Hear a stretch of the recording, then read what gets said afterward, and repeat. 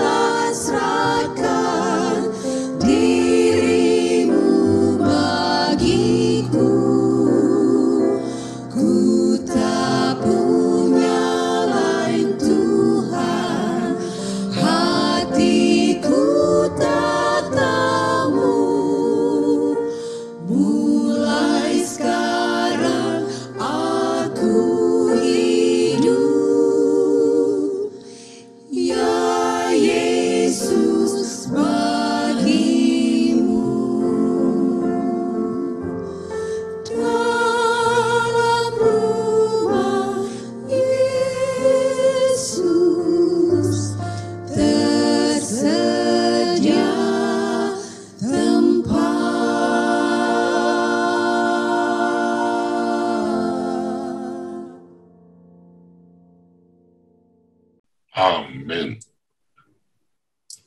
Mari kita berdoa. Bapa di surga, Bapa yang baik, terima kasih atas lagu pujian yang kami percaya dan memuji memuliakan nama Tuhan. Saat ini kami kembali akan belajar firman Tuhan, khususnya tulisan Roh Nubuat, tentang doa, dan juga belajar tentang pekabaran 3 malaikat. Hadirlah Roh Kristus dan Roh Kudus di hati kami masing-masing. Berbicara Tuhan melalui hamba-Mu, sehingga kami boleh mendengarkan dan menerima berkat di siang yang indah ini.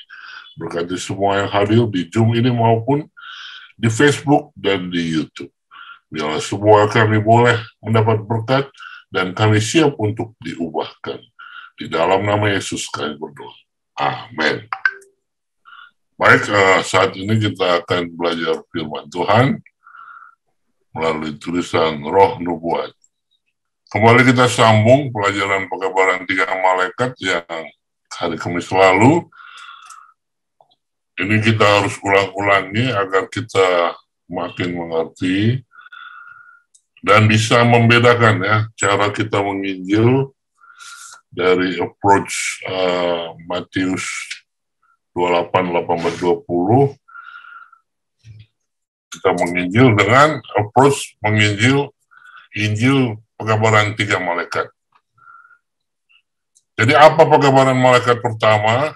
Itu terdapat dalam Wahyu 14 ayat 6 sampai 7 ya. Dan aku melihat seorang malaikat lain terbang di tengah-tengah langit, dan padanya ada Injil yang kekal untuk diberitakannya kepada mereka yang diam di atas bumi, dan kepada semua bangsa dan suku dan bahasa dan kaum. Dan ia berseru dengan suara nyaring, takutlah akan Allah dan muliakanlah Dia, karena telah tiba saat penghakimannya, dan sembahlah Dia yang telah menjadikan langit dan bumi, dan laut dan semua mata air. Nah, saudaraku, melalui program I Will Go, Proclaim the 3 Angel Message, ya, kabarkan pekabaran 3 malaikat, ada perbedaan penginjilan di Matius 28 ayat 18 dan 20 dengan penginjilan yang terdapat dalam pekabaran 3 malaikat. Perbedaannya di mana? Perbedaannya adalah kalau Matius 28, 18, 20 adalah pergi jadikan murid, ya kan, baptis, dan kemudian ajar.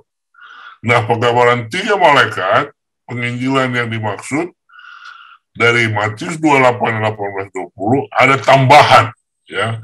Tambahannya adalah bukan hanya tentang keselamatan datangnya daripada Yesus, tetapi pemberitahuan, ya, tiba saat penghakimannya. Nah, inilah penginjilan I Will Go itu, ya. Pemberitaan tentang penghakiman, ya. Nah, saudaraku, kalau kita mau masuk penginjilan, jangan langsung masuk ke tempat yang lain, tapi masuk ke sini, penghakiman, pemberitahuan. Nah, sekarang pemberitahuan tentang penghakiman dan pemberitahuan tentang kita harus menyembah Allah yang hidup, yang menyembah langit dan bumi, laut, dan semua mata air. Apa maksudnya? Keterangannya, takut akan Allah tidak berarti merasa ketakutan terhadap Allah, namun bersikap serius menanggapi setiap firman-Nya dan memberikan tempat yang benar dalam hidup kita. Ya. Penghakiman yang dimaksud di sini adalah penghakiman pra-advent. Ya. Nah, ini belum dimiliki oleh orang-orang Kristen lain. Ya. Ini bagi, nanti kita sambung. Bagi mereka yang berada dalam hubungan yang benar dengan Allah, penghakiman adalah kabar baik. Itu berarti pembenaran, keselamatan, dan kebebasan. Tetapi itu merupakan kabar buruk bagi umat yang tidak setia. Nah, kalau diaplikasikan, ya, kapan pekabaran malaikat pertama turun dengan Nabi? Itu di tahun 1844, ya, pada waktu William Miller, ya, mengungkapkan, ya, nubuatan yang mana itu? Nubuatan 2300 petang dan pagi. Bahwasanya terjadi hari penghakiman. Dia kira Yesus datang, tapi Yesus pindah dari bilik suci ke bilik emas suci. Tapi ini adalah panggilan keluar. Panggilan keluar dari mana? Ya. Panggilan keluar dari gereja Protestan, ya. Sebelumnya kan ada keluar dari gereja-gereja lain kepada ke Protestan. Sekarang keluar dari situ, ya. Jadi mulai 1844 adalah kegenapan daripada pekabaran malaikat pertama. Nah, penginjilan kita, ya, harus melalui penghakiman. Sementara Kristen lain taunya kan kita telah diselamatkan oleh kasih karunia. Kok pekabaran 3 malaikat bicara tentang penghakiman? Ya, ada apa ini? Nah, disinilah kelebihan gereja Advent dalam penginjilan. Tidak banyak yang tidak tahu tentang bacaan Daniel, ya, 8, buku Daniel dan Wahyu. Nah, melalui William Miller, ya, pionir dari gereja Advent, maka diketahuilah, ya, penanggalan ini 70 minggu, ya, dan 490 tahun yang terdapat dalam Daniel 9 ayat 24, bagaimana menginterpretasinya, mulai dari Ezra, kemudian dan lain sebagainya. Jadi saudaraku, kalau kita mau menginjil tentang pekabaran 3 malaikat, masuknya penginjilan Advent itu adalah tentang penghakiman, ya. Bukan membuat kita takut, bukan membuat kita diselamatkan oleh karena perbuatan, tapi untuk apa? Memisahkan mana yang jahat, mana yang ikut Tuhan. Lalu malaikat kedua, pekabaran malaikat kedua, Wahyu 14 ayat 8, seorang malaikat lain, malaikat kedua, menyusul dia dan berkata, sudah rubuh Babel, kota besar itu, yang telah memabukkan segala bangsa dengan anggur hawa nafsu cabulnya. Babel di sini merujuk pada satu kota besar. Alasan untuk ini, karena simbol Babel dalam kitab Wahyu berakar pada sejarah Babel sebagai satu kekuasaan pemberontak yang menentang Allah dan menindas umat Allah. Ya. Bahkan Yesaya 14 ayat 12-15 menyamakan Babel dengan apa? Iblis dan upayanya untuk menjadikan dirinya sama dengan Allah. Jadi pekabaran malaikat kedua sudah rubuh Babel, kota besar itu yang telah memabukkan segala bangsa. Apa itu?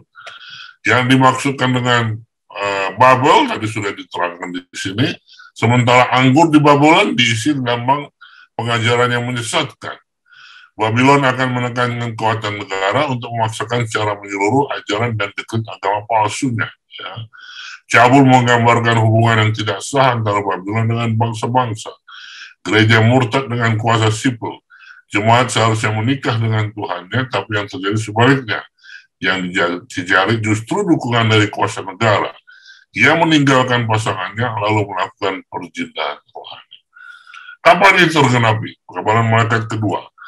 Ini tergenapi di tahun 1863 ketika GMAHK dibentuk, yang mana pergerakannya sudah dimulai 1844.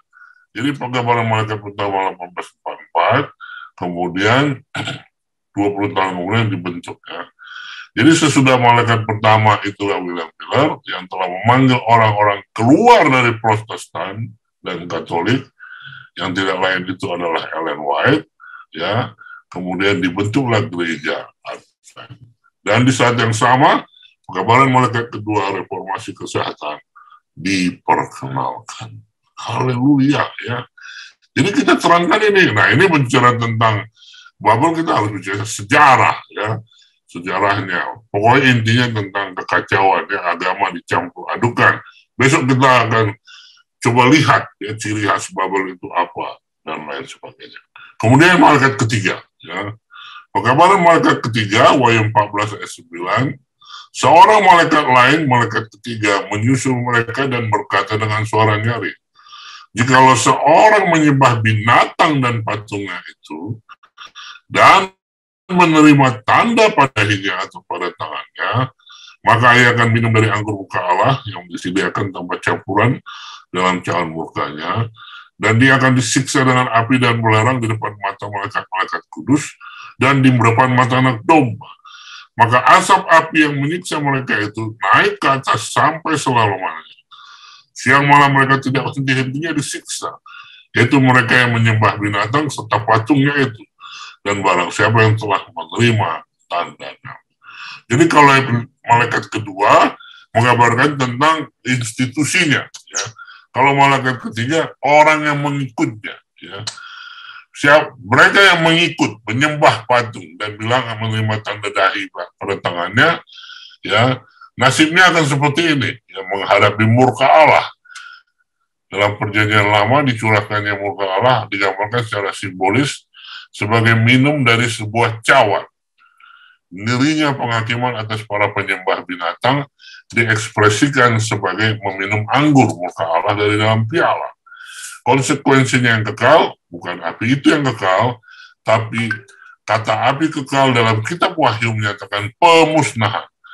Api itu cukup lama membakar sehingga semuanya musnah dan tidak ada satupun yang tertinggal dan tidak terbakar. Ya, ini peristiwa api neraka yang akan terjadi pada waktu kedatangan Yesus yang ketiga. Nah, sebenarnya aku lihat banyak gereja Kristen lain masih hanya bikin tentang kedatangan Yesus kedua, tapi dengan pengabaran 3 malaikat, orang kemudian, rupanya api neraka yang membakar orang-orang jahat itu dan setan adalah di kedatangan Yesus ketiga. Nah, aplikasinya, ya, kapan ini terjadi? Peristiwa ini akan terjadi pada waktu kedatangan Tuhan Yesus yang ketiga kali. Nah, ini tentang, ya, orang yang mengikut setan atau jahat, ya. Nah, sementara pada waktu saya persiapkan ini, selama ini kita sudah tahu, tapi sebenarnya ini yang paling penting, ya. Pekabaran malaikat ketiga di Wahyu 14 ayat 12. Ini adalah nasib umat Tuhan, ya. Yang penting di sini ialah ketekunan orang-orang kudus yang menuruti perintah Allah dan iman kepada Yesus. Haleluya, ya. Ini adalah pekabaran malaikat ketiga, amaran. Jangan menyembah binatang. Harus tekun dan sabar dan kudus, ya. Turuti hukum Tuhan. Bagaimana caranya? Dengan beriman kepada Yesus. Terangannya, hanya dengan iman Yesus, bukan iman manusia, yang dapat membuat manusia mampu menuruti hukum Allah yang sebenarnya manusia tidak mampu lakukan. Dan hanya Yesus saja yang dapat membuat manusia mencapai tanah surgawi. Hanya dengan iman Yesus, bukan iman manusia, yang dapat membuat manusia mampu menuruti hukum Allah yang sebenarnya manusia tidak mampu lakukan. Dan hanya Yesus saja yang dapat membuat manusia mencapai tanah surgawi. Jadi pekabaran malaikat ketiga itu apa? Ini dia, justification by faith. Ya, dibenarkan oleh iman. Siapa malaikat itu? Pekabaran malaikat ketiga itu adalah 2 orang, yaitu Jones A.J. Wagner, yang berseru pada tahun 1888. Ini sekitar 20 tahun dari dibentuknya GMAHK. 40 tahun pekabaran malaikat pertama, pengadilan dan pemeriksaan dari William Miller. Dan John White tuliskan, several have written to me, inquiring. Ya, ada yang menulis surat sama saya bertanya, if the message of justification by faith is the third angel's message, apakah pembenaran akan iman pekabaran dari 3 malaikat? And I have answered, dan saya jawab, it is the third angel's message and verity. Saudaraku, ternyata pekabaran 3 malaikat adalah pekabaran tentang apa? Keselamatan oleh iman. Selama ini, ya memang kita selalu bicara iman, tapi kita nggak mengerti, ya, bahwasanya keselamatan oleh iman itu maksudnya imannya Yesus, kebenarannya Yesus, ya, yang membuat kita menjadi penurut hukum Tuhan yang sempurna, ya. Imannya Yesus yang membuat kita mampu menghadapi pengadilan. Imannya Yesus yang membuat kita mampu menghadapi kemarahan naga. Ya, ini dia. Nah, saudaraku, karena ini sudah tergenapi, jadi kita tidak perlu melihat malaikat 1, 2, 3. Setelah saya, kita langsung lihat malaikat ketiga. Ya. Pekabaran malaikat ketiga adalah orang yang akan menghadapi pengadilan adalah dan masuk surga adalah orang yang tekun, menurut perintah Allah dan iman kepada Yesus. Sementara sebelumnya, ingat panggilan-panggilan dari keluar dari Babel, keluar dari Katolik, keluar dari Metodis, ada disebut kelompok yang sisa. Wahyu 12 ayat 17. Marahlah naga itu kepada perempuan itu, lalu pergi memerangi keturunan yang lain yang menuruti hukum Allah dan memiliki kesaksian Yesus. Kesaksian Yesus adalah roh nubuat yang menolong kita bisa belajar beradil dan wahyu, dan imannya Yesus lah yang membuat saudara dan saya menuruti hukum Allah secara sempurna, dan imannya Yesus, kuasanya Yesus lah yang bisa membuat saudara dan saya bisa menghadapi apa? Kemarahan naga. Jadi apa pegawai tiga malaikat? Kalau dibilang mari menginjil, I will go. Kalau Matius 28:18-20 cerita tentang kabar baik, kabar Injil, Yesus telah mati menebus manusia dan saya dari dosa. Siapa yang percaya selamat. Sementara pekabaran tiga malaikat adalah tidak hanya percaya kepada Tuhan selamat, tapi panggilan adalah di akhir zaman yang menentukan siapa umat Tuhan, siapa yang bukan umat Tuhan adalah satu yang mengikuti hukum Tuhan, dan hidup kudus. Bukan manusianya, tapi orang-orang yang beriman di dalam Yesus. Lalu yang jahat adalah yang memiliki tanda binatang bilangan itu. Jadi ini pekabaran tiga malaikat adalah tentang perwujudan Yesus Kristus di dalam diri manusia, perwujudan setan di dalam diri manusia yang ikut dia. Yesus Kristus melalui lambang hari Sabat, setan melalui lambang 666. Besok kita akan lanjutkan lagi. Tuhan memberkati kita. Amin. Sebelum kita belajar firman Tuhan melalui sekolah Sabat yang akan dibawakan hamba Tuhan Pendeta James Sursina, mari kita dengarkan lagu pujian berikut ini.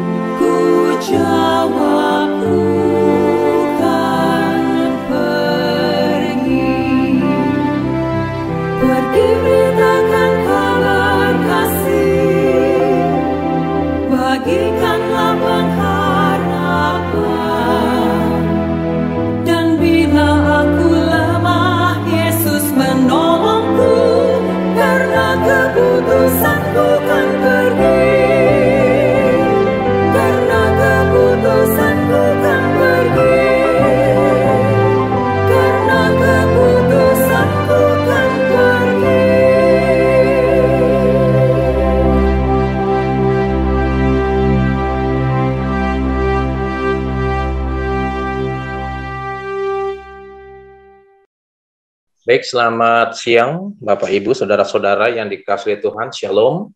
Tentunya hari ini adalah hari penuh dengan berkat dan sukacita, di mana kita masih berkesempatan untuk beribadah bersama-sama pada siang hari ini. Saatnya kita akan belajar pelajaran sekolah sahabat kita, dan kita masuk di pelajaran yang ke-10 dengan judul Perjanjian Baru. Dan kita akan memperdalam dan mempelajari di bagian di hari Senin, yaitu dengan tema pekerjaan hati. Ya, di hari Senin adalah pekerjaan hati. Nah, untuk mempertajam pelajaran kita di hari Senin, Bapak Ibu bisa membaca di dalam Yeremia 31 ayat 31 sampai 34, kemudian Hosea pasal yang kedua ayat 18 sampai 20, dan Yeskiel 11 ayat 19, Yeskiel 18 ayat 31, dan Yeskiel 36 ayat 26. Jadi inilah ayat-ayat yang menjadi penting dari pelajaran kita pada hari Senin, dengan subtemanya adalah pekerjaan hati.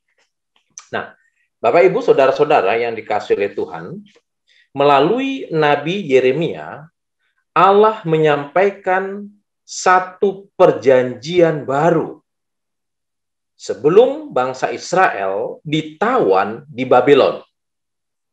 Dan ini untuk pertama kalinya ide ini diekspresikan atau dinyatakan di dalam kitab suci. Nah, apa yang dimaksud dengan perjanjian baru di sana? Nah, apakah ada perubahan dalam perjanjian itu dari perjanjian yang sudah diadakan antara Allah dengan umatnya? Ya, jadi perjanjian baru di sana itu bukan tujuannya yang baru, tapi hubungan yang diperbaharui oleh Allah. Ya. Kalau kita baca di dalam Ulangan pasal 6 ayat yang ke-6, firman Tuhan katakan, apa yang kuperintahkan kepadamu pada hari ini haruslah engkau perhatikan. Ya, jadi ini adalah perintah yang memang sudah Allah nyatakan kepada umatnya. Inilah perjanjian yang Tuhan sudah sampaikan kepada umatnya untuk dilakukan. Namun, dalam perjalanan bangsa Israel, mereka seringkali gagal untuk menuruti perjanjiannya dengan Allah. Nah, itulah sebabnya Allah ingin memperbaharui hubungannya kembali dengan umatnya.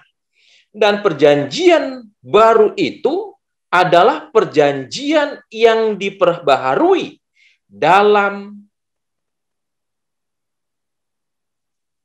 beberapa hal, ya, yaitu tentang kelengkapan atau penggenapan dengan hal yang sama. Ya, jadi sekali lagi, sesuatu yang baru adalah Allah ingin memperbaharui hubungannya, perjanjiannya dengan umatnya. Di dalam buku Hosea, pasal yang kedua, ayat 18 sampai 20, ada bentuk konsep perjanjian yang dinyatakan oleh Allah melalui hambanya Nabi Hosea, yaitu bahwa Israel akan menjadi istri bagi Allah. Ya, jadi melalui Nabi Hosea, Allah ingin menekankan satu hubungan antara Allah dengan umatnya, bangsa Israel, dalam sebutan yaitu istri. Nah, sebagaimana suami dan istri, mereka diikat dalam satu perjanjian yang kudus. Demikian juga antara Allah dengan umatnya, ya. Allah sebagai suami dan umatnya atau bangsa Israel sebagai istri. Maka keduanya akan diikat dalam satu perjanjian yang kudus. Ya, jadi ini adalah satu simbol, ini adalah satu lambang bagaimana Allah menyatakan dirinya sebagai suami dan umatnya sebagai istri dalam satu hubungan perjanjian yang kudus. Nah, ada satu hal yang menarik di sini adalah bahwa bagaimana Allah sangat mengasihi, Allah sangat menyayangi umatnya. Bukan saja sebagai umat kesayangannya atau biji matanya, tetapi juga menjadi istri kesayangan bagi Allah. Ya, jadi sekali lagi bahwa umat Israel ya, bukan hanya sebagai biji mata Tuhan, bukan hanya sebagai umat kesayangannya, tapi lebih dari itu Allah membawa satu hubungannya dalam bentuk hubungan antara suami dan istri. Nah, Bapak, Ibu, Saudara-saudara yang dikasihi oleh Tuhan, Allah rindu untuk selalu membangun hubungan dengan umatnya, yaitu bangsa Israel. Meskipun berulang-ulang kali mereka gagal untuk menjaga hubungan itu. Israel selalu mengingkari, bahkan melanggar perjanjian tersebut. Ya, ketegaran hati dan keras kepala yang ditunjukkan oleh bangsa Israel ini atau umatnya ini,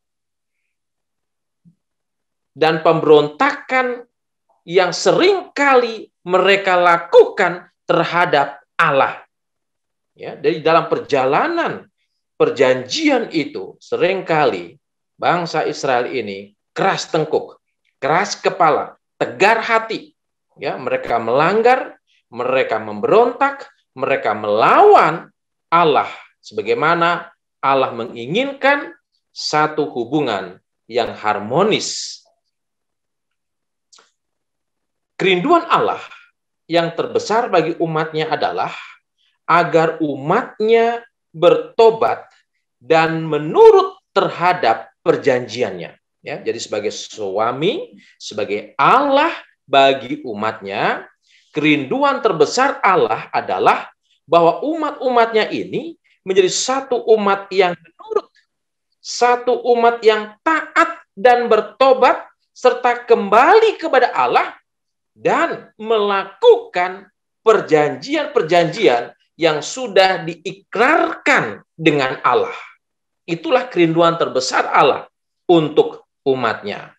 Nah, dalam konsep perjanjian yang diperbaharui ini, Allah akan memberikan hati yang baru, roh yang baru untuk umatnya. Nah, saudara-saudara kekasih dalam Tuhan, di dalam pelajaran sekolah sahabat kita, ya, di bagian yang terakhir, di bagian yang bawah di sana, ya, ada 3 hal yang penting yang perlu kita pahami bersama adalah ketika Allah telah memperbaharui umatnya, ketika Allah telah memperbaharui perjanjiannya, ketika Allah memperbaharui hati umatnya melalui rohnya, maka pembaharuan itu akan menghasilkan 3 hal. Yang pertama, yaitu bahwa hati umatnya akan mengenal Allah. Ya, jadi umat-umat Tuhan akan mengenal Allah sebagai pencipta, sebagai Tuhan yang sangat mengasihi mereka. Yaitu terdapat dalam Yeremia 24 ayat 7. Jadi bukti akan pembaharuan hati yang pertama adalah bahwa umatnya akan mengenal Allah sebagai Tuhan yang benar. Lalu yang kedua, bukti yang kedua adalah bahwa mereka tidak akan mengeraskan hati mereka lagi. Mereka tidak akan tegar tengkuk lagi, ya. Dan mereka akan memiliki hati yang tunduk dan taat kepada Allah. Ya, jadi bukti bahwa hati seseorang sudah diperbaharui adalah ketika dia tidak lagi mengeraskan hatinya. Dia melembutkan hatinya dan memiliki hati yang taat, hati yang tunduk, dan hati yang mau menurut akan firman Tuhan. Ya, itu terdapat dalam Yesaya 11 ayat yang ke-9. Dan yang terakhir, buktinya adalah bahwa hati yang sudah diperbaharui, ya, itu akan dipenuhi oleh Roh Kudus. Ya, hidup yang dipenuhi oleh Roh Kudus. Ya, Yesaya 36 ayat 26. Jadi inilah manifestasi atau bukti daripada pekerjaan Roh Kudus di dalam hati kita, ya, di dalam hati kita, bahwa Allah bekerja untuk mengubah kehidupan kita sehingga kita bisa mengenal Allah dengan benar, kita menjadi umat atau murid yang taat, tunduk dan takut akan Allah, dan hidup kita akan selalu dipenuhi oleh kuasa Roh Kudus. Nah, semua itu adalah pekerjaan Allah. Ya, perubahan hati, ya, itu semua adalah pekerjaan Allah melalui kuasanya, yaitu kuasa Roh Kudus. Dan ini adalah dasar dari perjanjian baru itu. Ya, jadi dasar dari perjanjian baru itu adalah bagaimana Allah bekerja dalam hati kita dan mengubah hati kita sehingga kita menjadi umat yang taat, takut, tunduk kepada Allah. Bapak, Ibu, saudara-saudara kasih Tuhan, Roh Kudus yang dicurahkan dalam kehidupan umatnya dan bekerja dalam hati umatnya sehingga menjadikan umatnya memiliki hati yang baru, dan inilah yang disebut dengan manusia baru atau ciptaan yang baru. Jadi inilah garis besar pelajaran kita pada hari Senin, ya, melalui pekerjaan hati kita, hati yang sudah diubahkan melalui pekerjaan Roh Kudus, karya Allah, sehingga kita akan menjadi umat yang betul-betul mengenal Allah, umat yang takut akan Allah, umat yang taat akan Allah, dan umat yang dipenuhi oleh kuasa Roh Kudus. Terima kasih. Tuhan memberkati kita. Haleluya. Terima kasih. Pendeta sudah jelaskan dengan baik. Baiklah. Terima kasih. Mari kita tutup ibadah kita. Nanti doa tutup. Hamba Tuhan Pendeta Ursina akan pimpin ke dalam doa. Mari kita dengarkan lagu pujian sebagai acara penutup kebaktian kita.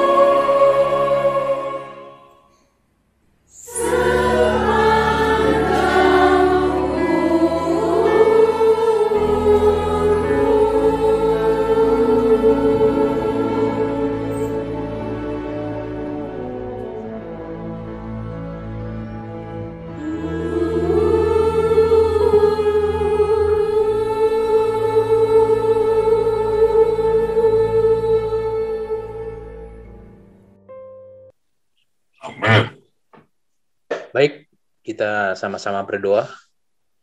Segala puji dan syukur kami panjatkan di hadapan-Mu ya Allah, ya Tuhan kami, Allah pencipta dan penebus kami, Allah yang memilih dan memanggil kami dari kegelapan dosa menuju terang yang ajaib.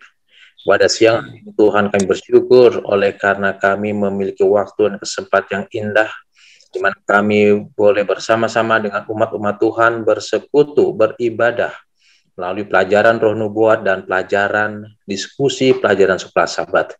Biar Roh Kudus bertahta dalam hati kami, biarlah karya Roh Kudus mengubah hati dan kehidupan kami, agar kami menjadi anak-anak Tuhan yang boleh menerangkan dan menerangi dunia melalui kehidupan kami.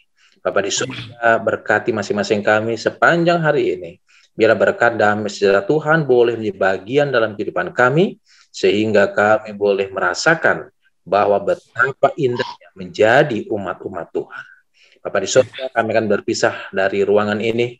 Biarlah Tuhan tetap bersama dengan kami, pimpin dalam setiap aktivitas pekerjaan pelayanan kami.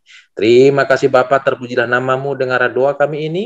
Di dalam nama Tuhan Yesus Kristus, kami persembahkan doa ini. Amin. Selamat bertemu kembali dengan kami di Jemaat Fisdak, bagi saudara-saudari sekalian yang sudah bergabung. Jadi kita bersyukur dapat berbakti bersama-sama pada saat ini untuk kembali dikuatkan dengan firman Tuhan, dengan mempelajari pelajaran sekolah Sabat. Yang pertama-tama tentunya seperti biasa akan saya baca. Kenapa saya suka baca? Oleh karena sudah dibuat ya, penulis-penulis pelajaran sekolah Sabat ini telah memberikan yang terbaik yang dapat mereka lakukan. Jadi sangat sayang kalau saya tidak baca apa yang mereka sudah tuliskan. Jadi tapi di akhir setelah pembacaan sekolah Sabat ada tambahan yang dapat juga saya akan berikan. Baik saudara sekalian, seperti biasa saya akan membagikan pelajaran kita bisa dapat baca bersama pada saat ini. Pada minggu ke-10 dari pelajaran sekolah Sabat kita, judul sepanjang minggu seperti saya sudah mulai bahas tadi malam adalah Perjanjian Baru, dengan ayat tema terdapat dalam Yeremia 31 ayat 31, sesungguhnya akan datang waktunya. Pada saat diberitakan kepada Yeremia, itu belum dialami oleh Yeremia, tapi masih akan datang nantinya, di the future, atau di masa depan dari penulisan kitab Yeremia. Datang waktunya firman Tuhan, aku atau Tuhan akan mengadakan perjanjian baru dengan kaum Israel dan kaum Yehuda. Pada malam hari ini, waktu New Jersey, kita akan membahas tentang sesungguhnya akan datang waktunya. Itu masih di future, tetapi kita saat ini, kalau bagi kita sudah di past itu. Kenapa? Karena yang datang itu sudah apa? Pada saat kita saat ini, itu sudah sesuatu yang sudah terjadi di masa lalu. Siapa yang menggenapinya? Siapa yang telah datang? Ya, nanti kita akan lihat dari pelajaran sekolah Sabat kita pada saat ini. Bacalah Yeremia 31 ayat 31 sampai 34 dan jawablah pertanyaan-pertanyaan di bawah ini. Saya tidak baca, kita tidak baca semua, tapi saya akan ambil ayat-ayat yang terdapat dalam Yeremia 31 ayat 31 sampai 34 untuk menjawab pertanyaan-pertanyaan yang sudah dituliskan di pelajaran sekolah Sabat kita. Nah, pertanyaannya yang pertama, siapa yang memulaikan perjanjian itu? Di ayat-ayat ini yang kita juga sudah baca tadi, aku, Allah ya. Aku akan mengadakan perjanjian baru dengan kaum Israel dan kaum Yehuda. Jadi sekali lagi perjanjian itu Tuhan yang mulaikan. Tuhan yang memiliki kasih untuk selalu menjangkau saudara dan saya. Dia ingin, dia rindu agar kita itu selalu menjadi umat-umatnya, dekat dengannya. Nah, kemudian seperti kita sudah pelajari bahwa perjanjian itu akan dijaga oleh apa? Ada standar-standar kesetiaan. Kalau saya menikah dengan istri saya, lalu kemudian apa? Saya sudah menikah, tanda tangan surat pernikahan, lalu apa? Lalu saya bebas begitu saja? Wah, itu tidak benar ya. Waktu lalu saya pernah bahas di pelajaran sekolah Sabat, kita bukan apa ya? Bukan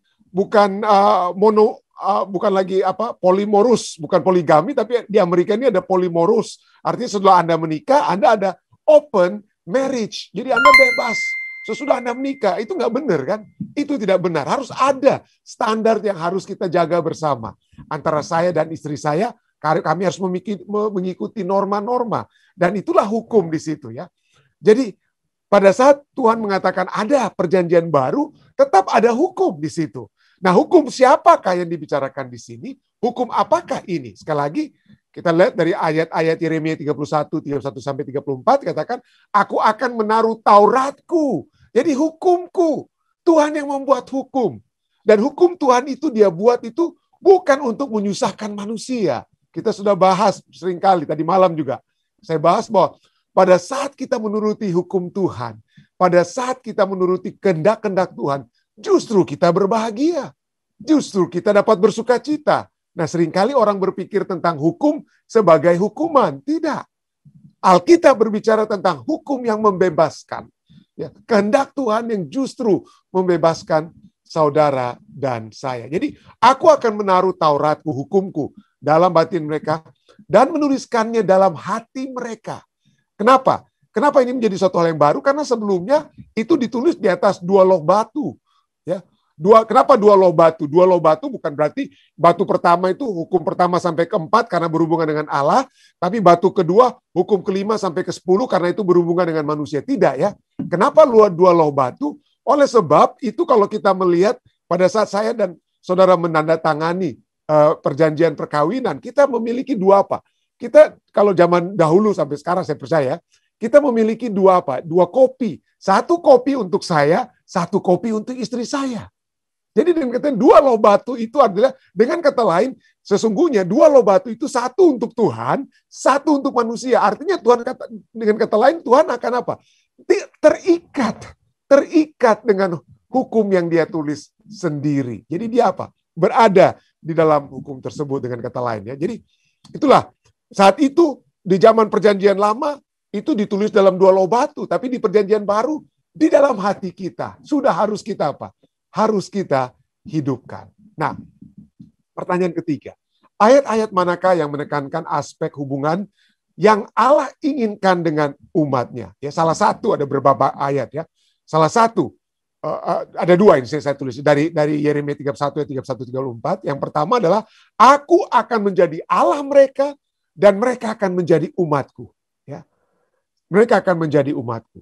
Sebab mereka semua besar kecil akan mengenal aku. Jadi itu yang Tuhan ingin, saudara dan saya akan lebih mengenal Dia atau umat-umat Tuhan. Mulai dari orang Israel, ya pada saat Nabi Yeremia tuliskan ini, Allah ingin agar mereka menjadi umat Tuhan yang sesungguhnya, ya, untuk mengenal Tuhan, dan mencintai Tuhan dari dalam hati mereka. Kenapa?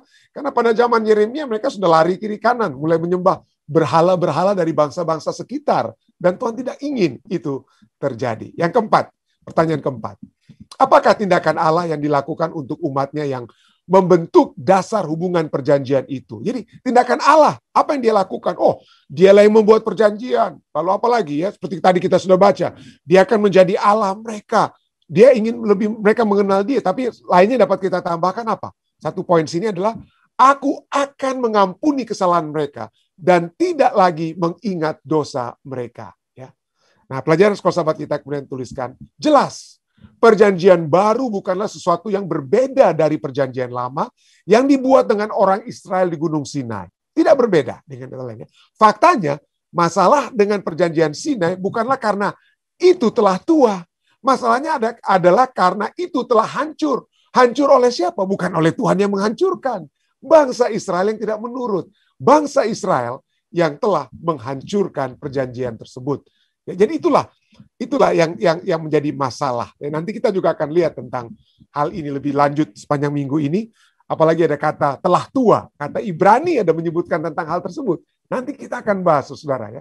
Sangat-sangat menarik. Kenapa dikatakan, wah ini perjanjian lama itu sudah usang, sudah tua. Menurut Ibrani. Nah, nanti kita ada penjelasannya. Jadi terus kita ikuti acara ibadah kita setiap malam ya.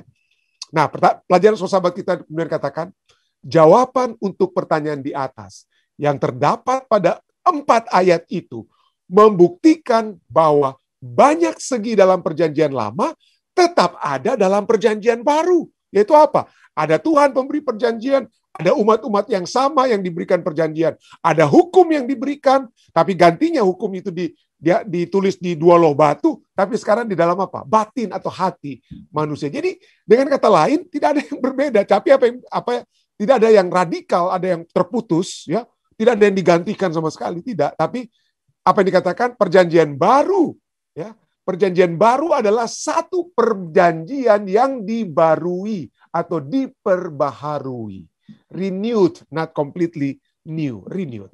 Itu adalah kelengkapan atau kegenapan dari yang pertama. Saya mau Anda ingat-ingat ini. Perjanjian baru adalah kelengkapan atau kegenapan dari yang pertama. Ini penting sekali. Nah, ini penting sekali. Nanti saya akan dalam tambahan kita. Tapi mari kita ingat. Sekali lagi, saya ulangi ya. Perjanjian baru adalah apa? Kelengkapan atau kegenapan dari perjanjian yang lama. Oke? Fokuslah pada bagian akhir Yeremia 31-34. Di mana Tuhan berfirman bahwa Dia akan mengampuni kesalahan mereka dan dosa umatnya. Meskipun Tuhan berfirman bahwa Tuhan akan menulis hukumnya dalam hati kita dan menaruhnya dalam diri kita, Dia tetap menekankan bahwa Dia akan mengampuni dosa dan kesalahan kita yang melanggar hukum yang tertulis dalam hati kita. Jadi walaupun hukum itu sudah tertulis, tapi kita manusia masih dalam dunia yang berdosa. Walaupun kita tahu mana yang benar, mana yang salah, kita tahu ini boleh kita lakukan, ini yang tidak boleh, ini tidak Tuhan kendaki. Tuhan katakan kita harus saling ramah kepada sesama, keluarkan kata-kata yang membangun satu dengan yang lain. Tapi seringkali, manusia kita kadang-kadang berbicara kasar kepada pasangan kita, kepada istri atau suami kita. Jadi kita kadang-kadang lupa. Tapi disinilah Tuhan katakan apa ya? Dia ingin mengampuni dosa kita dan kesalahan kita yang melanggar hukum yang tertulis dalam hati kita. Ya bukan hanya 10 hukum tentu saja ya. Bukan hanya dari 10 hukum, tapi juga kehendak-kehendak Tuhan lainnya. Nah, apakah, pertanyaan bagi kita, apakah Anda melihat ada pertentangan atau ketegangan antara ide-ide ini? Tidak ya. Tuhan katakan apa? Walaupun itu sudah dalam hati, tetapi Tuhan akan mengampuni, itu bukan berarti bertentangan. Kenapa? Karena kita masih hidup dalam dunia yang apa? Berdosa. Ya, itulah sebabnya itu tidak bertentangan. Apakah maksudnya seperti yang Roma 2:15 katakan, hukum ditulis dalam hati kita. Nah, mari kita lihat Roma 5 ayat 15 secara khusus ya. Dikatakan, sebab dengan itu kita menunjukkan. Sebab dengan itu mereka menunjukkan bahwa isi hukum Taurat ada tertulis dalam hati mereka. Dan suara hati mereka turut bersaksi. Dan pikiran mereka saling menuduh atau saling membela. Banyak orang bertanya, pendeta, apa ini artinya ya? Hukum Taurat tertulis dalam hati, dalam suara hati, dan menjadi saksi yang mana pikiran saling menuduh dan saling apa? Membela. Ya, dengan kata lain, pada saat hukum Tuhan, kehendak-kehendak Tuhan, itu tertulis dalam hati kita, itu menandakan bahwa hati ini adalah sumber apa? Conscience. Sumber di mana atau pikiran kita menyatakan mana yang benar, maka mana yang salah. Jadi di dalam pikiran-pikiran kita pada saat saya ingin saya ingin berbuat dosa. Waduh, ini kayaknya bagus sekali, ini ada emas, ini ada nggak tahu siapa yang kasih tinggal di gereja ini ya. Ada yang kasih tinggal emas ini, kalung emas di gereja. Saya tahu, ini bagus sekali kalau ini saya jual bisa tambah uang untuk saya. Pada saat saya berpikir seperti itu, apa yang akan terjadi dalam pikiran saya? Tapi janganlah, ini mungkin anggota Fisdak yang ada mungkin dapat hadiah yang akan janganlah, itu berdosa. Walaupun ini mungkin ya kita nggak perlu pakai perhiasan lain, tapi jangan, kita kembalikanlah ke pemiliknya. Nggak apa-apa kok, ini kan daripada mereka mau pakai, nanti mereka berdosa pakai perhiasan. Bukan, saya tidak katakan berdosa ya, tapi artinya mereka jadi masalah kalau mereka pakai perhiasan dan lain sebagainya. Jadi di dalam pikiran kita ada yang saling apa? Saling menuduh, saling membela. Ya. Saling menyatakan ini yang benar, ini yang boleh dilakukan, ini yang tidak boleh dilakukan. Jadi itu pada saat itulah kita dapat melihat di sini bahwa seluruh umat manusia sesungguhnya Tuhan memberikan hati nurani kepada kita untuk mengetahui bahwa apa yang kita akan lakukan, tindakan apa yang saudara dan saya akan lakukan itu baik atau tidak baik, dan akan ada pertentangan. Ya, itulah sebabnya di sini katakan pikiran yang saling menuduh atau saling membela, pikiran yang menyatakan jangan atau pikiran yang menyatakan silakan bikin saja. Inilah yang semua terjadi dalam pikiran. Oleh sebab Tuhan telah menanamkan dalam diri hati saya, jangan ingini istri orang lain, jangan ingini barang milik orang lain. Dan pada saat itu masuk dalam pikiran saya, maka hati nurani dan pikiran itu akan melihat mana yang boleh dan mana yang tidak boleh. Itulah arti dari Roma 2 ayat 15. Bacalah ayat-ayat ini. Bagaimanakah Anda ya menggunakannya untuk menjawab argumen bahwa 10 hukum, khususnya Sabat, sekarang telah batal karena perjanjian baru. Apakah ada dalam seluruh ayat ini yang menjelaskannya? Jika ada, bagaimana bisa seseorang menggunakan ayat ini untuk membuktikan kekekalan hukum Allah? Jadi coba kita lihat, banyak manusia pada saat ini, orang Kristen khususnya ya, yang katakan kita tidak perlu lagi hukum Allah. Kita tidak perlu lagi hukum Allah. Tapi begitu ditanya balik, ya, apa berarti kita dapat saling membunuh? Kita dapat saling mencuri? Oh, bukan. Di Amerika Serikat saja saat ini, wah, di banyak pengadilan-pengadilan yang ditulis di entah di ruang pada saat Anda masuk pengadilan itu adalah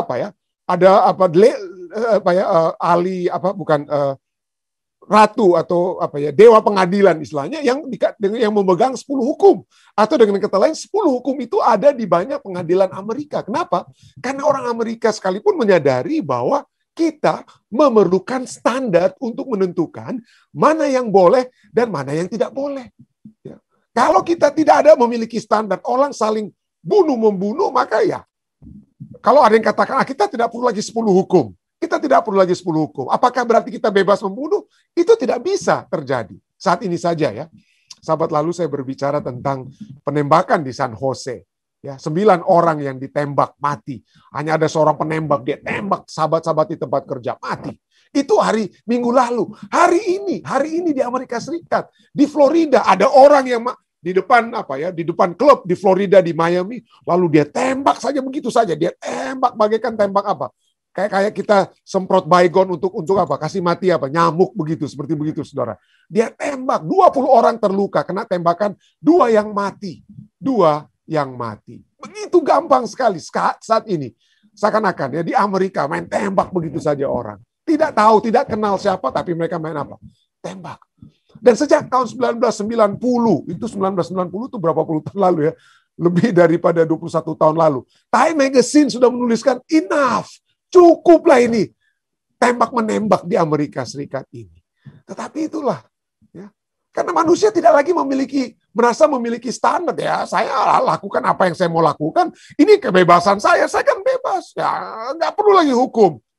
Nggak perlu lagi hukum. Apakah ini yang kita inginkan dari masyarakat kita? Tidak adanya standar yang menentukan mana yang baik, mana yang tidak baik.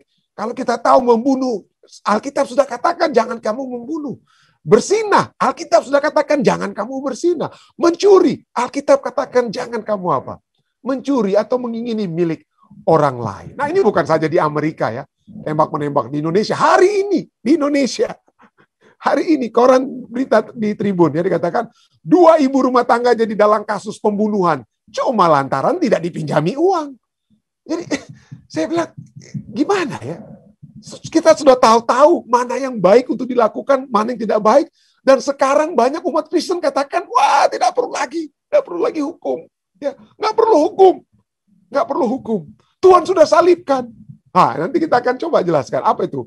Apa Tuhan memang sudah salibkan. Tapi sekali lagi, tanpa adanya kompas moral, maka dunia ini kacau balau. Kita akan berada dalam satu state of confusion. Kacau balau. Tembak-menembak, bunuh-membunuh, bersinah kiri kanan, dan lain sebagainya. Tapi inilah disayangkan sekali. Banyak umat-umat Protestan katakan, aduh tidak ada lagi ini perjanjian lama. Itu hukum itu tua. Yang baru ini kasih karunia. Yesus. Yang diutamakan Yesus bukan Musa. Keselamatan oleh rahmat Yesus bukan oleh perbuatan manusia. Kita hidup di masa kekristenan. Tidak perlu lagi kita seperti orang Israel yang berada di bawah hukum. Seakan-akan seperti kita lihat dari perbedaan saya sudah bahas tadi malam ya. Hukum itu bertentangan dengan kasih karunia. Hukum dikatakan bertentangan, makanya kita hindarkan hukum. Pilih kasih. Tetapi Yesus sendiri tidak membedakan. Yesus tidak membedakan, bahkan Yesus menyatukan antara hukum dan kasih. Yohanes 14 ayat 15 ya. Yohanes 14 ayat 15 dikatakan apa? Jikalau kamu mengasihi aku, kamu akan menuruti segala perintahku. Ya, dengan kata lain bagi Yesus tidak ada itu perjanjian baru tanpa ada hukum. Hukum merupakan tetap bagian dari perjanjian baru. Ya. Hukum merupakan bagian bahkan dari perjanjian baru. Yohanes 14 ayat 21. Barang siapa memegang perintahku, bahasa Inggrisnya lebih bagus ya. Whoever keep my commandment, jadi 10 hukum ya. Barang siapa memegang perintahku dan melakukannya, bukan hanya menuruti, melakukannya, dialah yang mengasihi aku. Dan barang siapa mengasihi aku, ia akan dikasihi oleh Bapakku, dan aku akan mengasihi dia dan akan menyatakan diriku kepadanya. Jadi Yesus katakan, kalau kamu tidak menuruti hukum, itu kamu tidak mengasihi aku. Kamu mengasihi dirimu sendiri. Kamu akan mengasihi dirimu sendiri. Kamu tidak mengasihi Allah dan kamu tidak mengasihi sesamamu manusia. Kamu hanya mengasihi dirimu sendiri. Tapi kalau kamu memegang perintahku, melakukannya, maka kamu mengasihi aku. Dan apabila kamu mengasihi aku dengan menuruti memegang perintahku dan melakukannya, kamu akan dikasihi oleh Bapakku, dan aku pun akan mengasihi dia dan akan menyatakan diriku kepadanya. Yesus akan datang buat mereka. Dengan kata lain, orang-orang yang mengasihi Yesus dan memegang perintah-perintahnya. Yohanes 15 ayat 10. Yohanes 15 ayat 10. Jikalau kamu menuruti perintahku, kamu akan tinggal dalam kasihku. Seperti aku menuruti perintah Bapakku dan tinggal di dalam kasihnya. Semuanya ini kukatakan kepadamu, supaya sukacitaku dalam kamu dan sukacitamu menjadi penuh. Sekali lagi, hukum bukan hukuman yang membuat Anda itu menderita. Ya. Tidak. Hukum membuat apa? Sukacita. Kalau saat ini saya bersinah, ketangkap dengan istri saya, apa saya mau bersukacita? Ya, saya harus berpisah dengan istri yang saya kasih, anak-anak saya, jemaat Fisdak istilahnya. Apa yang akan sukacita? Apa yang akan saya dapati, saudara? Sakit kepala saya. Ya dipecatlah dan lain sebagainya. Jadi sukacita itu justru pada saat kita berada dalam satu hubungan yang baik dengan Tuhan, menjalankan kehendak-Nya, tinggal di dalam kasih-Nya, maka sukacita kita menjadi penuh. Nah, banyak orang Kristen katakan, oh Pendeta Rantung, ya tentu saja kami percaya itu tentang jangan kamu membunuh, jangan kamu berzinah, jangan kamu tapi ya masalahnya cuma satu. Apa masalahnya? Ya hukum keempat. Ya, hukum keempat tentang hari Sabat. Jadi memang terus terang saja, banyak orang Kristen itu menerima 10 hukum kecuali hukum keempat. Jadi kecuali hukum keempat. Hukum pertama sampai ketiga mereka terima. Hukum ke-5 sampai ke-10 mereka terima. Yang ditolak cuma hukum keempat. Ya. Dan akibatnya mereka mencoba untuk katakan, wah hukum tidak perlu lagi. Tapi sesungguhnya yang menjadi masalah itu cuma hukum keempat. Nah banyak mereka katakan, ya itulah memang Sabat itu kan Yesus sudah tiadakan. Yesus itulah ya Tuhan atas hari Sabat. Yesus itulah yang sekarang pada saat dia datang, dia yang merubah apa? Dia yang merubah hukum Sabat. Nah, kalau kita lihat, kalau Yesus merubah hukum Sabat, firman Tuhan sudah cukup jelas. Di Yakobus dan lain sebagainya, kalau kamu melanggar satu, kamu melanggar semua. Dan mereka katakan, ya, yang lainnya tidak dirubah, yang Yesus rubahnya hanya hukum keempat. Apa dasarnya? Dasarnya adalah misalnya Matius 11 ayat 28, marilah kepadaku semua yang letih lesu dan beban berat, aku akan memberi kelegaan kepadamu. Bahasa Inggrisnya, I will give you rest. Tapi coba kita lihat, ini salah kaprah. Orang-orang yang berpikir bahwa Yesus datang untuk merubah hukum Sabat karena sekarang Yesuslah yang memberi kelegaan, rest. Tapi kata rest di sini adalah anapauo, arti dari pos, artinya berhenti, betul rest, berhenti anapaus. Tapi kata anapauo itu bukan sabaton, bukan Sabat. Jadi Yesus tidak memberikan Sabat baru kepada mereka. Tapi inilah seringkali ya dipaksa-paksakan, orang memaksakan untuk Yesus datang untuk merubah. Yesus di perjanjian baru Yesus merubah Sabat, oleh sebab Yesus katakan, ya aku yang sekarang akan memberikan Sabat kepadamu. Matius 11 ayat 28. Jadi salah kaprah saudara. Kalau kita melihat bahwa Yesus telah merubah hari Sabat dengan Matius 11 ayat 28. Oh mungkin mereka katakan, oh pendeta mungkin Matius 12 ayat 8. Oke, apa di situ? Karena anak manusia adalah Tuhan atas hari Sabat. Nah inilah, ini kalau kita hubungkan Pendeta Rantung, kalau kita hubungkan Matius 11:28, Matius 12 ayat 8, Yesuslah yang apa? Tuhan atas hari Sabat, dia rubah hari Sabat. Tapi ini salah kaprah lagi Dari segi apa sekarang? Konteks. Pada saat Yesus berbicara dengan orang Farisi di Matius 12, ini masalahnya bukan sebab apa ya? Masalah dalam perdebatan dengan orang Farisi ini bukanlah apakah hari Sabat harus dijalankan atau dihapuskan. Bukan. Itu bukan masalahnya. Bahkan tidak ada dalam Perjanjian Baru pernyataan bahwa Yesus menghapus hari Sabat, menghapus Sabat hari ke-7. Tidak ada pernyataan Yesus hapus hari Sabat. Masalah sesungguhnya, ini penting sekali. Masalah sesungguhnya yang dihadapi adalah bagaimana hari Sabat itu harus dilaksanakan dan siapa yang memiliki otoritas untuk membuat keputusan tentang pelaksanaan hari Sabat itu. Seperti yang saya sudah katakan waktu lalu, saya sudah sempat singgung banyak kali. Orang-orang Yahudi membuat 39 Melankos Table. Ini yang boleh dibuat pada hari Sabat, ini yang tidak boleh. 39 Melankos Table itu, ini 39 hal yang tidak boleh kita buat. Angkat ini, bawa ini, aduk ini, dan lain sebagainya. Jadi mereka itu yang membebani orang-orang Yahudi di zaman Yesus dan sebelumnya dengan peraturan-peraturan Sabat yang memberikan beban. Nah, Yesus bilang, dengan kata lain yang Yesus katakan kepada mereka, kalian ini siapa sih? Ya, aku yang menciptakan hari Sabat. Aku yang menciptakan minggu penciptaan. Aku yang menetapkan hari Sabat. Anak manusia itulah Tuhan atas hari Sabat. Tetapi mereka selalu melihat apa yang Yesus mau buat. Jadi dengan kata lain, teolog-teolog Kristen, mereka lihat inilah, menurut mereka, Yesus rubah hari Sabat. Kenapa? Karena setiap kali Yesus berbicara tentang Sabat, selalu Yesus bertentangan dengan orang-orang Yahudi di zaman Yesus. Wah, itulah tandanya pendeta rantu. Itu tandanya karena Yesus mau merubah hari Sabat. Oh tidak, saudara, tidak. Yesus tidak mau merubah hari Sabat. Dia menentang, dia menentang tentang apa? Praktek-praktek perayaan hari Sabat yang ditetapkan oleh tradisi-tradisi Yahudi. Itu yang Yesus tentang. Ya, tapi Yesus tidak apa? Yesus tidak menyatakan bahwa Sabat itu tidak ada lagi aku sekarang yang menentukan. Ini Sabat. Aku rubah ke hari Minggu. Ya, jangan lupa ya, aku yang rubah. Oh tidak. Ada begitu banyak ayat. Katakan pada saat Yesus berbicara tentang pada saat nanti Yerusalem akan dihancurkan, Yesus katakan hati-hati supaya jangan kamu lari pada hari Sabat. Itu 70 tahun kemudian. Lalu kemudian apa lagi? Murid-murid Yesus, rasul-rasul, mereka umumnya berbakti bertemu hari Sabat. Kalau Yesus sudah rubah, mereka tidak akan berbakti pada hari Sabat. Tapi tidak ada yang Yesus rubah. Tidak ada yang Yesus rubah. Sabat tidak dibatalkan oleh Yesus. Matius 5:17, janganlah kamu menyangka bahwa aku datang untuk meniadakan hukum Taurat atau kitab para nabi. Ini berbicara tentang apa? Seluruh Alkitab perjanjian baru, perjanjian lama ya.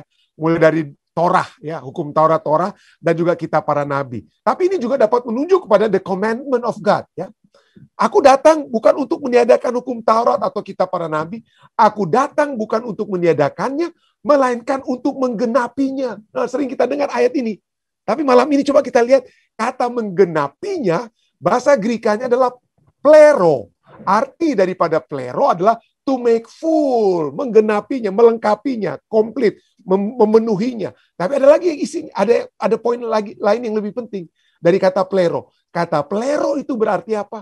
Fills it up, mengisinya. Mengisinya. Artinya Yesus membuat itu lebih dipahami. Yesus memberikan arti yang lebih lengkap. Yesus memberikan arti. Jadi perjanjian lama, orang mungkin banyak melihat hal-hal tentang hubungan dengan Tuhan, tapi mereka tidak melihat dengan lengkap. Oke, mereka melihat tentang domba yang disembelih untuk menghapus dosa mereka. Tapi sekarang, di zaman Yesus, mereka bisa melihat Yesus yang tersalib di kayu salib. Lebih lengkap. Ya.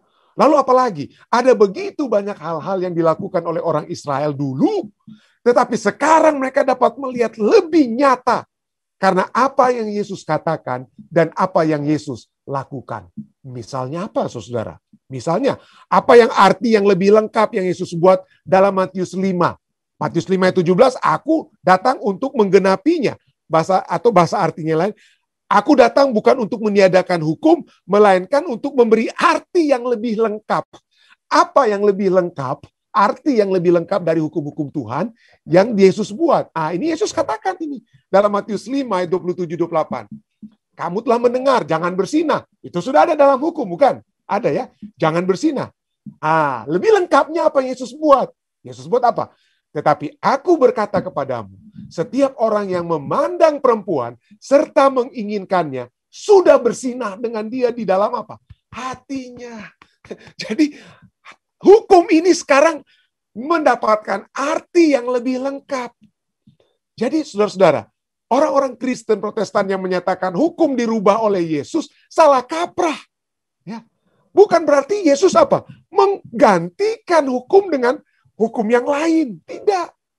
Yesus menggenapinya. Yesus memberikan arti yang lebih lengkap. Jangan bersinah di luar. Tapi sekarang jangan bersinah dari dalam hati. Nah, kalau ini berhubungan dengan bersinah, perintah bersinah, ini juga berhubungan dengan perintah tentang hari Sabat. Apa misalnya? Ya, ingatlah kamu kuduskanlah hari Sabat. Itu kita sudah dengar kan? Itu sudah ada dalam 10 hukum. Dari apa? Yang tulis di loh batu. Apa yang lebih lengkap yang Yesus buat sekarang? Yang tidak dipahami oleh orang-orang Yahudi di zaman Yesus. Mari kita lihat. Yesus memberi arti yang lebih lengkap tentang Sabat. Sabat yang dilengkapkan oleh Yesus. Misalnya. Matius 12 ayat 10-12. Di situ ada seorang yang mati sebelah tangannya. Mereka bertanya kepada Yesus. Ya, ini orang-orang Farisi. Ya, bolehkah menyembuhkan orang pada hari Sabat? Wah, jadi prinsip mereka kuduskan hari Sabat itu. Wah, ini tidak boleh bikin macam-macam. Hanya untuk berbakti kepada Tuhan. Itu arti mereka. Betul ya.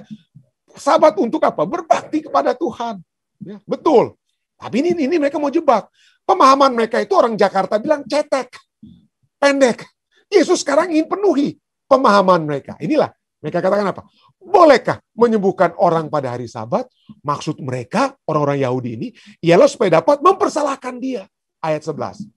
Tetapi Yesus berkata kepada mereka, jika seorang dari antara kamu mempunyai seekor domba, dan domba itu terjatuh ke dalam lubang pada hari Sabat, tidakkah ia akan menangkapnya dan mengeluarkannya? Ayat 12. Bukankah manusia jauh lebih berharga daripada domba? Karena itu, boleh berbuat baik pada hari Sabat. Dan ayat ke-13, Yesus sembuhkan orang tersebut. Ayat 14, marah orang-orang Yahudi, berencana untuk membunuh Yesus. Kenapa? Karena Yesus yang memberikan pengertian yang lebih lengkap tentang hari Sabat. Ya. Yesus yang memberikan pengertian yang lebih lengkap tentang hari Sabat. Jadi pada saat Yesus berbicara atau pada saat Alkitab berbicara bahwa Yesus datang untuk menggenapi firman Tuhan, bukan berarti sekarang Yesus yang merubah semuanya. Tidak, Yesus tidak sedang rubah. Tapi Yesus justru lebih melengkapi pemahaman yang lebih tentang hari Sabat. Jadi Yesus tidak rubah-rubah, saudara-saudara. Yesus tidak rubah-rubah tentang hari Sabat tersebut. Tapi Yesus justru memberikan arti yang lebih lengkap tentang hari Sabat tersebut. Inilah tambahan yang boleh saya bawakan pada saat ini. Dan kiranya dapat menjadi perenungan. Ya, bagi kita mungkin umat-umat Advent, Anda sudah sering mendengar hal ini. Tapi jika ada di antara Anda, ya umat dari Kristen Protestan ataupun Kristen lain yang tidak memiliki pemahaman tentang Sabat yang Anda pikir Sabat itu adalah hari pertama dalam minggu atau hari Minggu, mari kita pelajari. Saya mengajak kita, mari kita buka Alkitab kita. Mari kita mempelajari Alkitab kita dan melihat kehendak Tuhan yang dapat terjadi di dalam kehidupan kita. Mari kita menjadi umat-umat Tuhan seperti yang tertulis dalam Wahyu 14 ayat 12. Ya, umat-umat yang bertekun, umat-umat Tuhan yang bertekun, yang memiliki the commandment, memiliki apa? Perintah, mengikuti perintah-perintah Allah dan memiliki apa? Iman kepada Yesus Kristus. Inilah ajakan saya yang saya bawa ini dalam nama Yesus. Amin.